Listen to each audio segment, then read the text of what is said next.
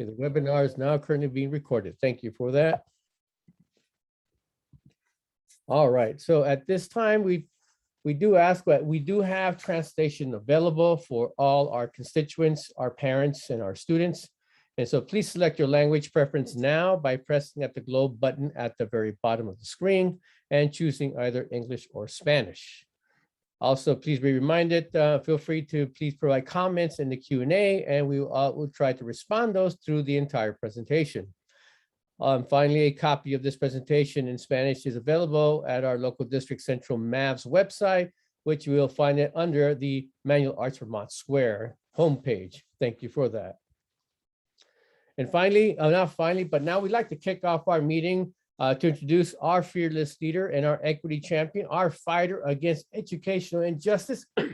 It is our local district superintendent for local district central, who really doesn't need any introductions, but nevertheless, here we are, Miss Frances Baez. Thank you very much, Mr. Valderas. Welcome, Manual Arts Vermont Square Community of Schools. This is International Women's Day, and I want to acknowledge all the women who are in every household, in every workspace, in every leadership space, in all capacities. Congratulations to you for all that you do to lead every single day. I want to acknowledge my mom, who raised me as a single parent. She raised my twin and me, and that was a handful. And I want to thank her for all that she has done to raise me and support our family. And so with that said, I want to also acknowledge the leadership of Mr. Valderas and his team for all that they are doing to support our schools.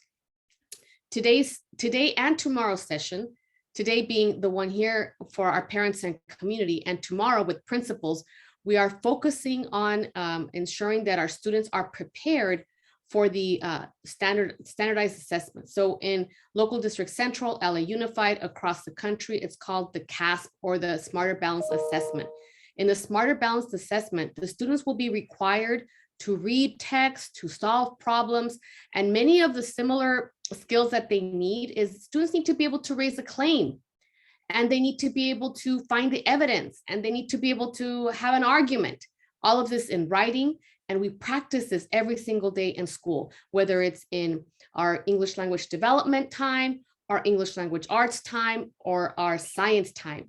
Those are very similar skills we apply throughout the day. So Mr. Valderas will be providing our parents and families information about how to prepare for the Smarter Balanced Assessment. The Smarter Balanced Assessment will help us see where our students are, in particular, after a long time of distance learning. We've been back for a number of months. Nevertheless, there's some areas of growth that we need to have, but if we don't know where our students are, we don't know how to address it. So we've been conducting progress monitoring assessment to see where students are and meet them there and help them improve. So I've visited classrooms with Mr. Valderas, and every time we meet, and as time moves along, students are doing better and better. So while there has been a decline, they're catching up quickly, but it's a matter of attending school every single day and being persistent and consistent about the teaching and learning. So teachers need to be in school every day. Students need to be in school every day. The instruction needs to be consistent every day. We need to teach English language arts every day. We need to teach math every day, science every day, English language development every day. All the things that are required for us to achieve, we need to be able to engage in that learning every single day. And so with that said, continue the learning. I've already seen growth from the beginning of the year in literacy in kinder through 5th grade. And I hope to see more. We really need to focus on 3rd grade because there was no change there. And so let's focus on 3rd grade. I've also seen that 6th grade had a decline. So let's focus on 3rd and 6th grade to help them catch up, because they're catching up quickly, but we have to be consistent and persistent and help them achieve. The other thing I want to mention is that our board members can't be with us today because they're in a board meeting, and the board meeting is taking place, and actually Superintendent Carvalho is addressing the board and constituents and presenting his 100-day plan. So as we learn more about his 100-day plan, we're seeing that he's identifying many needs and also many ways that we can support our schools. We're very happy that he's joining us. He's coming in as an accomplished superintendent from Miami-Dade School District, and he is currently assessing, learning, and listening to all of us to see where we are to take us to great heights. So we appreciate his leadership and all that he's doing for LA Unified. So with that said, Mr. Valderas, have a successful town hall. Thank you for your leadership. And I thank every single team member in the Manual Arts Vermont Square Community of School for all that you do. And to all the women listening, happy International Women's Day. Thank you, Mr. Valderas. Thank you, Superintendent Baez. All right, as Superintendent Baez had indicated, our board members are currently involved in a board meeting with Superintendent Carvalho and reviewing the 100-day plan. So just remind everybody that we do have 2 board members that represent our 20 schools. On the left, we have Dr. George McKenna representing Board District 1, which has the majority of the schools within our community of schools. And of course, we have the newest member in our community of schools, and that is a board member, Jackie Goldberg, representing most of the schools over on the side of the freeway by the convention center. Now here, it is my distinct pleasure that for the first time, we actually have pictures. So now you have the names to the faces to the names. As I indicated earlier, I am Rafael Valderas, the proud community of school administrator for the marvelous MAVS. And then we also have Mr. James Lee, our K-12 instructional admin coordinator, Anna Guzman, our BSAP admin coordinator, Angie Gamboa, operations administrative coordinator. And then at the bottom, we have Erica Lopez, our content expert, Adrian Arias, LRE admin specialist, Raywin Munhig, our program specialist. And of course, you heard Miguel Garcia, mental health consultant, Nathan Tran, who's here today to help us with technology, who is our IT solution tech. And of course, Vilma Monzon, who is our proud parent educator coach. And finally, the newest member to the MAVS team is Devana Young, our office technician. Welcome, Devana. At this time, I want to pass this on to Vilma. Good morning, afternoon, everyone. How are you doing? I hope everyone is doing well. Thank you for being here. So as you heard our superintendent, this is National Women's History Month, and today, March 8th, is International Women's Day. And to celebrate, to commemorate, to think about the work that our women have been doing in our in every area of our lives, right? We want to commemorate them, we want to thank them. And this year's theme is providing healing and promoting hope. So in the spirit of that, right, I want us to participate in a brief inclusion of saying her name. Think about a name of a person, of a woman who in your life has provided you with hope or healing. So again, in keeping with this year's theme for National Women's History Month, you can put it in the chat. I believe we're able to use the chat, participants, and just let us know who that person is for you, who that woman is for you that has provided you with hope and healing at any particular given time in your life, maybe a difficult time or just in general. So I welcome you to share with us. And if anyone, thank you, Ms. Gamboa, mother and grandmother. Definitely our mothers are always there, first ones in line, right? Mothers are the ones. Thank you so much, Mr. Valderas, yes, for her name, Maria. Thank you, appreciate that. Mi ama, yes, Erika, thank you for that too. So I'm not sure if our participants are able to use the chat, but if they are, I hope they can also share with us who that special woman is that has provided hope and healing in their lives. Alice, thank you. Okay. And yes, Mr. Lee, it doesn't matter the age, right? The mother, wife, and 15-year-old daughter. Thank you for that. In the Q&A, you may also provide this information. Señora Gabriela, gracias por estar acá. Thank you for being here, Señora Gabriela. Okay, so I will leave you with that, and thank you for participating. I hope you have a wonderful time here with us today in learning, and let's keep celebrating National Women's History Month, and today, International Women's Day. Thank you. Okay, thank you, Ms. Monson. I appreciate that. And again, shout out to all the powerful women that are out there here as our panelists and of course our audience, but more importantly, Let's also not forget our school leaders who are running our schools and supporting all children in LAUSD.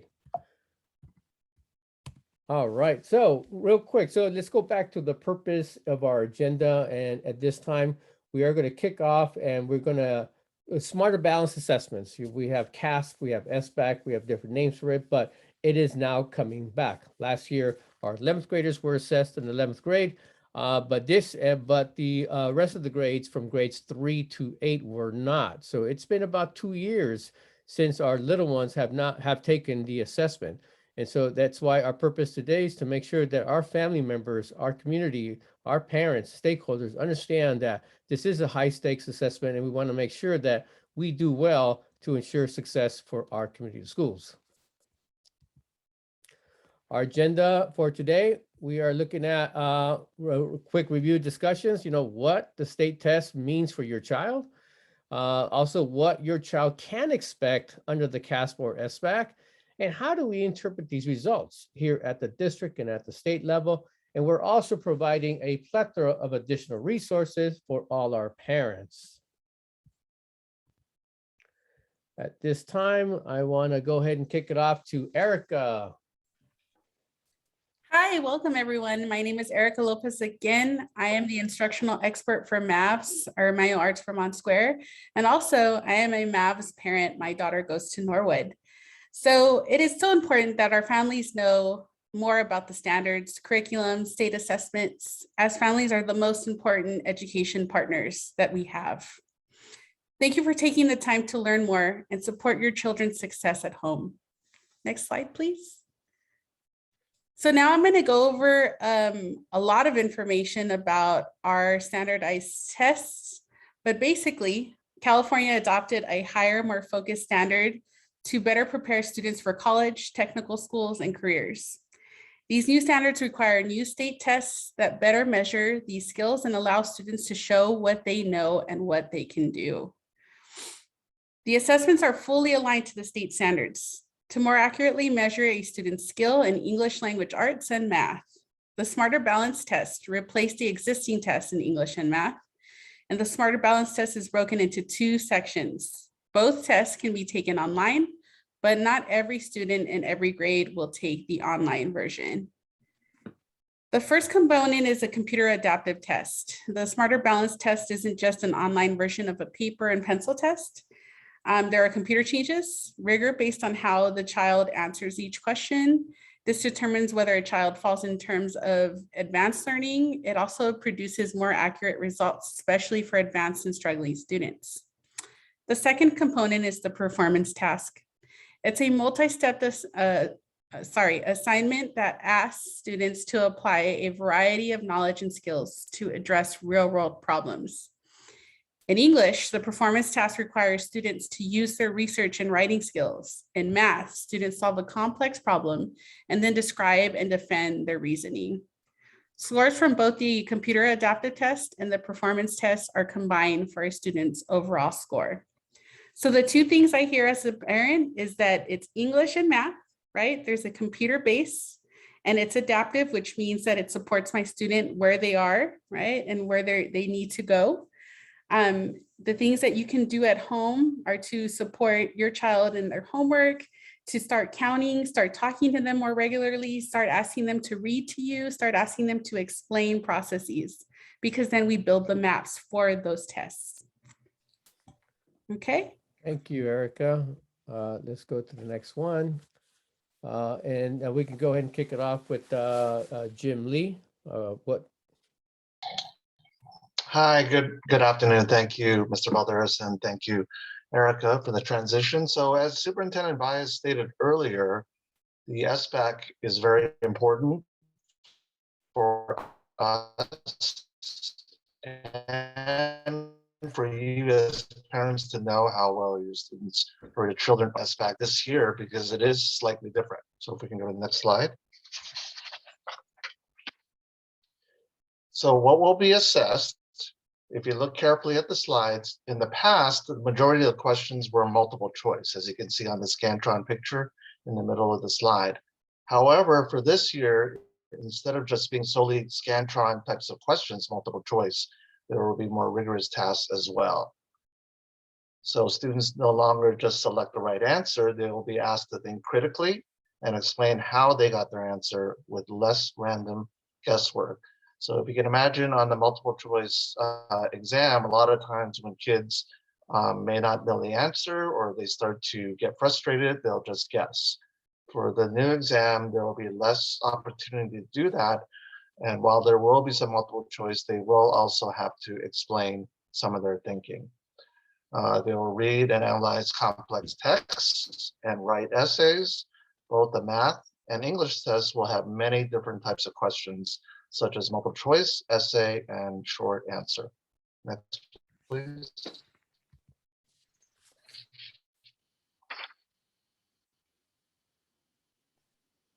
So what will students be tested in English? And as Ms. Lopez indicated earlier, the two areas are in English and math, but for English, we're looking at 4 domains. So can students read closely to comprehend a range of complex literary and informational texts?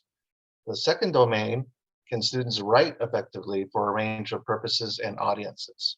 The third domain, can students listen effectively for a range of purposes? And the fourth domain, can students use research skills to investigate topics, analyze, and present information?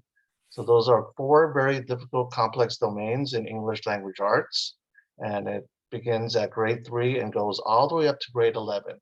So what I'm going to do right now is give you an example of a question in grade 7 for ELA. So as I read this question, think about how complex the question is and what it's asking 7th graders to do. So the question here, you have read several sources about the production of pennies in the United States. Using your sources, write a multi-paragraph argumentative essay, either for or against claim with evidence from the sources you have read. Develop your ideas clearly and use your own words, except when quoting directly from the sources.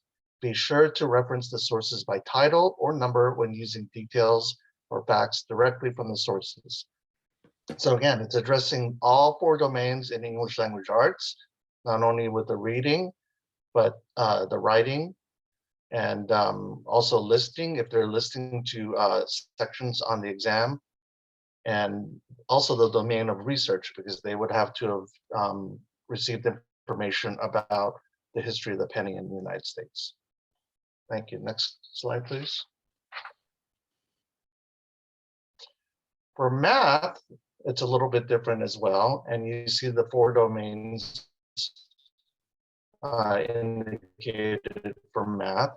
So in math, the questions test if students not only get the right answer, but also explain how they got the answer. They'll be asked to apply mathematical concepts and use their understanding of these concepts along with problem-solving strategies to solve real-world problems. Not only will they have to solve the problems, but in some cases, they'll be asked to create models of how they solve it.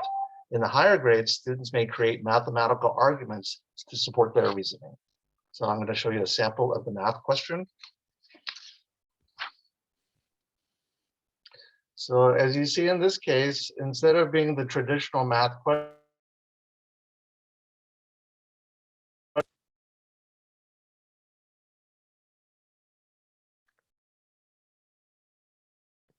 Hello, Jim.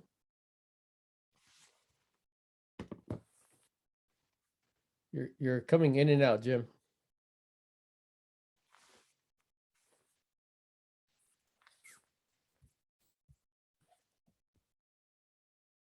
Hi, Mr. Lee.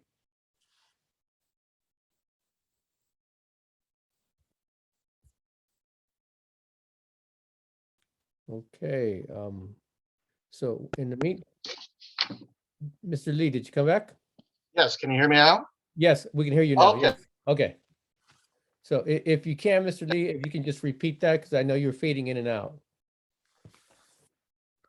Sure. So Okay. if you can still hear me, so you see that the question doesn't ask simply for the correct answer, but it actually ask students to solve the question by dropping in the possible numbers into the corresponding boxes. So again, they have to go beyond simply answering the question and actually have to problem solve and think that through. Were you able to hear that, Mr. Valderas? Yes, thank you. Mr. Okay. Speaker. All right. Thank you. Perfect. So that's the example of 5th grade math. And again, while there will be some multiple choice questions on both the ELA and math, there will also be many other questions that require some critical thinking and problem solving. Thank you. Thank you. Anna. Thank you. And absolutely, the test, this assessment assess students in many different platforms, cognitively, the challenging, the critical thinking, and in math and ELA. And it's not just multiple choice, it's also giving the students different ways of looking at the problems, and in English, being able to look at different texts. So once the students finished the assessment, how do we interpret the test results? And as we go into the next slide, we will see how the students are interpreting, how the school, the district, and parents and students can interpret the test results. Simply put, these tests are harder. Yes, they are. As you saw in a couple of the examples that Mr. Lee presented, it's not just choosing one answer. There might be multiple answers. With the greater emphasis on the deeper learning, the critical thinking, and the analysis and synthesizing of the information that is presented to them. And yes, the bar is a little higher for the students, for the parents and the teachers. So as we look, once we get the results, we can expect that fewer students might not be meeting that bar initially, but eventually our students will be supported. And with those results, we will be looking at the different support systems that can be put in place at the school site, possibly challenging the student when the student does well. If the student does not do well, then the school gets to analyze the data and what support systems can we put at the school site in the classrooms with the teachers to support the students to meet the grade level standards and to continue to move forward with these assessments that are in the spring. And it means that the district is progressing to ensuring that all students are achieving the results that are needed for all students. So at the school sites, we get to see the results and disaggregate the data to ensure that all students are meeting the standards. As we move forward, how will these scores be utilized at the school site? The scores are utilized to support the students with their test scores. And in the next slide, you will see that these results, the teachers, the school sites are actually looking at the test results to create the support systems, those challenging curriculums that students are needing. And also in some instances, what recommendations can we make for future classes for some students based on the results? If students are scoring high on some of these assessments, where can we challenge the student to ensure that the student is moving forward and continuing to meet those standards? So these assessments are very important. Yes, they're a little harder because it is testing the critical thinking, the synthesizing, and those higher Bloom's taxonomy for our students. And yes, it is adaptive. So we want to make sure that at the school level, at the teacher level, at the parent level, and at the student level, we get to see the results and put a plan of action for our students to ensure that they are moving forward in their educational career or journey. And now I'm going to turn it over to Mr. Valderas so he can talk to us a little bit more about when are these assessments taking place? When is the SBAC taking place for our students and our community? Thank you, Anna. I appreciate that. So what we have here are strongly recommended schedules for all our principals. Tomorrow morning, we will be meeting with our principals to not only review the data from the past, but also current performance assessments so that we can help principals gauge where they're at so they can plan forward in preparation for SBAC.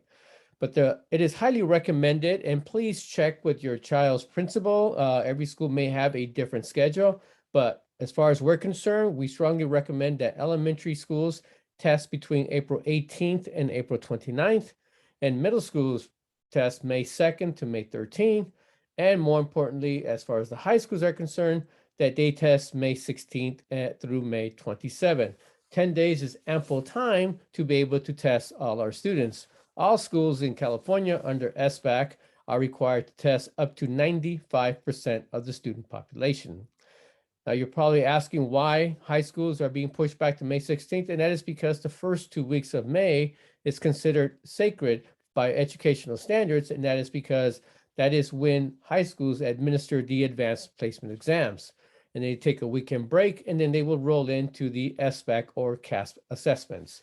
Therefore, by pushing it farther, students will have more ample time to be able to get ready and prepared for the upcoming SBAC in English, math, and of course, we also have science for certain grades like in 5th, 8th, and 11th. Let me pass this on to Vilma regarding parents. How can we get resources? Okay, great question. So we are here to support you parents and families, and we are going to share with you information as to where you can get support for your children. Next slide. So just to share with you initially, right, that the PTA has developed these specific guides to support students. And they are about the skills your child should know and learn at each grade level. But I know we might not be able to share in that chat, but the question I would have for you is, are all grade levels taking the SBAC? Are we expected, is each grade level from TK to 12 expected to take the SBAC test? I'm gonna wait, maybe in the chat someone can say yes or no. What do you remember of the information Miss Erica Lopez gave us, right? She said exactly who would take the test. Is it everyone, every grade level, or just some of them? If you want to share in the Q&A or in the chat, who takes the test? And I'm asking this because although, and I'm gonna give you the answer, I know we're kind of pressed for time, although not every single grade level will take the test, it is important that each student each day prepares to learn, right? To gauge their skills, to gain proficiency in all the different content areas. So it is not about the test only, it is about every single day learning in class, right? And at home too. So I just want you to know that yes, there are specific grade levels that will be tested, but we are saying that each day that your child is at school ready to learn is a day that he or she is preparing, right? To be successful, to gain proficiency. Next slide. But for the purposes of this assessment, the PTA has also provided specific guides. So these are some of the resources that we are going to share with you, and we are going to place the links, not necessarily just here, but we will have them for you in our MAVS, Manual Arts Vermont Squares website. So hopefully you can look into our website and we will have all of this information for you so that you can see it. But additionally, next slide. We have for you many more links, right, to resources. LAUSD has specific resources, right, SBAC resources from our own district. We have the California Department of Education resources and many practice tests. I want to let you know, next slide, that we will have support for you parents, right? We are going to look into the resources that the CASP, California Assessment of Student Performance in Progress website has. They have specific parent and guardian resources for you, like the Starting Smarter page that lets you parents, right, check out the test questions that your child might be facing, right, that they are going to be tested on. You can select the subject, you can select the grade, and then you can select the specific area. And to support you with this, next slide, we are going to help you. So we are going to have a couple of sessions, one in English and one in Spanish, because these websites also have this information in Spanish to support your child. And we will together, parents and families, guide you to how to get these resources, how to access the resources, how to use these resources. So please put it in your calendar. Thursday, March 24th, we're planning on having an English session in the morning and a Spanish session in the afternoon. We might repeat them if we need to, right? Because we want to ensure that you are able, parents, to access the information, to learn more, right? To build your capacity to support your child. And we're here with you and for you to support you in that path. Next slide. Mr. Valderas? So at this time, we are coming near towards the end of our presentation. So we do ask if you have any particular questions regarding the upcoming state exams, SBAC, CASP, please put that in the Q&A. I noticed that our team here has answered the majority of our questions. I do know that we do have some folks that are raising their hands, but please put that question in the Q&A so that we can help you answer the particular question.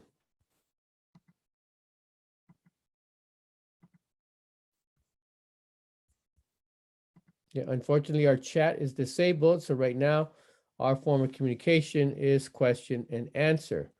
Again, we will have all our resources located in our MAVS website. We will also send that out on our Twitter. Please follow us on Twitter and Instagram too as well. Okay, I'm going to pause. Nope. Okay.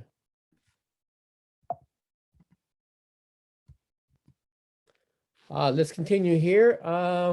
Vilma. Yes, so parents and families and staff who are here with us, we want to invite you to join us. As every Wednesday, we do have our Tech Talks and More series, but tomorrow, it won't be that. Tomorrow, Wednesday, we are encouraging you, hoping that you can join us for this Great Outcomes Collaborative presentation of majors and careers. So please find this information on our website, and I believe your schools have received this information. And if you have time, parents, please join us tomorrow at 3:30, from 3:30 to 5, to learn more about majors and careers. So again, tomorrow we won't have our regularly scheduled Tech Talks and More because we are bringing you this very important presentation that is the Great Outcomes Collaborative from, as you can see at the top, various colleges, ELAC, LACC, Cal State LA, and our District 2, along with Local District East. So we hope you can join us tomorrow for this very important information. Next slide. And very important, right? May 7th, 2022, mark your calendar. It's our arts festival for Arts of Champions at Local District Central. And parents, we are inviting you to participate too as an artist. We want to, each of our schools, Local District Central schools, will be tasked with creating, right? Creating ornaments in the shape of hearts. And each school will be provided a yardstick and twine so that then our parents can be as creative as they want in creating this art. Now, I know I'm not giving you too many details, but we will continue to communicate with our schools because each school can, if they so choose, participate during this arts festival where we will have dance, theater, visual arts, media arts, fashion. It's a very exciting day full of events, and our students, oh, they're awesome. They're going to showcase all that they know, all that they can do in the field of arts. I'm thinking Ms. Arreguin might be here if she has additional information that she might want to give us at this time. If available. Thank you, Vilma. Yes, of course. I just really want to invite all our families to please save the date. It is going to be a coming together in community, not only with our students, but community members, local artists. We have many, many exciting activities planned, and we're also going to be showcasing our parents hanging hearts activities. So please join us. Once again, it's a fun-filled day of coming together. So thank you. Mark your calendars. Next slide. and parents and staff. So local district central, the PACE unit, has a Schoology group for parents. Actually, it's going to be a course. We're working on it, but the first thing that we want to have for parents is this very important class that together with a human IT organization, we're putting together for you. So if you're interested, families, and let them know, let your people know that there will be a self-paced course that will help you parents learn about the internet, online safety, how to use the mouse and keyboard. It's a very, very elementary kind of course for you to take, and it is at your own pace, but we will be there to support you. So to do that, we have a registration form that we will be sending you via text, via email, and also at your school site and in our website. So there will be multiple ways in which we will communicate with you, because we want you to be part of this very awesome course that we are, again, together with the Human IT organization, putting together for you.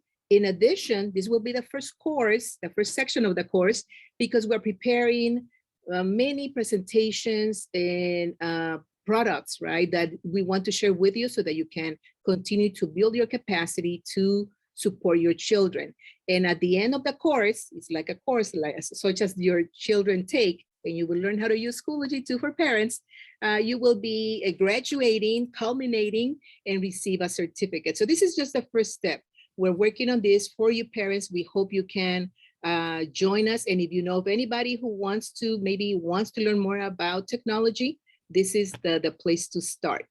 I believe that might be it, Mr. Valderas. Next slide. Yes, thank you so much.